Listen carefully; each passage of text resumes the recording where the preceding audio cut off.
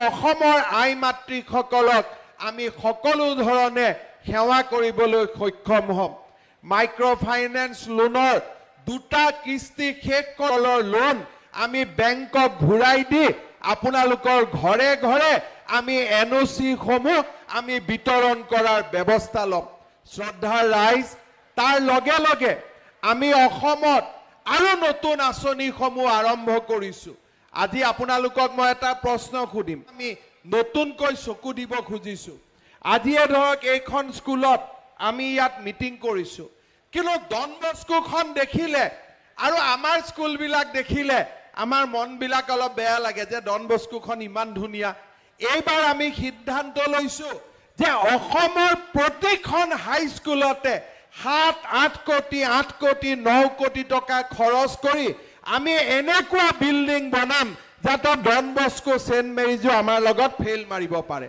তিনখন সমষ্টিটো আমি সিদ্ধান্ত লৈছো পৰ্যায়ক্ৰমে 2026 চনৰ আগতে প্ৰতিখন হাইস্কুল আৰু হায়াৰ ছেকেণ্ডাৰীক আমি নতুনকৈ নিৰ্মাণ কৰিম।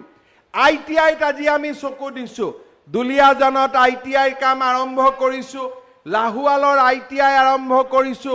এই ITIত কি হ'ব, তেওঁলোকক বিভিন্ন ভাৰতৰ কোম্পানীত তেওঁলোকে চাকৰি পাব। 7,000 টকাৰ চাকৰি নহয়, আৰ্টিফিচিয়েল ইণ্টেলিজেন্স পঢ়াম, যিবিলাকে উদ্যোগৰ চতুৰ্থ বিপ্লৱটোৰ বাবে মানৱ সম্পদৰ সৃষ্টি কৰিব।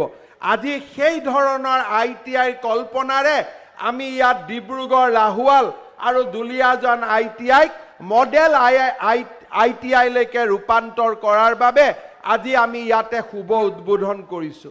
মানুহৰ বহুত সমস্যা আছিল যে মানুহে শক্তি নাপায়, 100 কোটি টকা খৰচ কৰি 11 kV লাইনৰ লগত 33 kVৰ পাৱাৰ ষ্টেচন আমি যোগ কৰাৰ কাম আৰম্ভ কৰিছো, যাতে শ্ৰদ্ধাৰ ৰাইজ আমাৰ নাহৰকটীয়া সমষ্টিৰ চাচনিয়ে হওক বা আমাৰ টিংখঙতে হওক, গোটেই ৰাস্তাটোত মই ধুনীয়া খেতি পথাৰবোৰ দেখি আহিছো।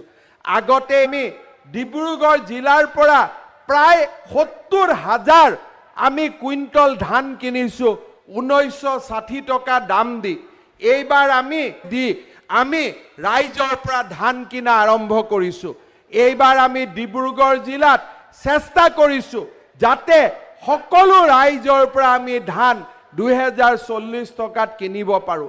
মই আমাৰ ডিব্ৰুগড় জিলাৰ বিধায়কসকলক অনুৰোধ কৰিম, বিৰাট ডাঙৰ চাহিদা এটা আমাৰ ভাৰতবৰ্ষত আছে, তাৰ লগত আপোনালোকে সৰিয়হৰ খেতি কৰক, আমি আগুৱাই যাব পাৰো।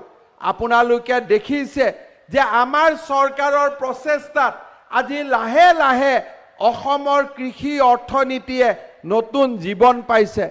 অসমৰ ভোট জলকীয়াই ইংলেণ্ডলৈকে গৈছে, কাজি নেমু আমেৰিকালৈকে গৈছে, তেজপুৰৰ লেচু লণ্ডনৰ বজাৰলৈকে আমি পঠাইছো।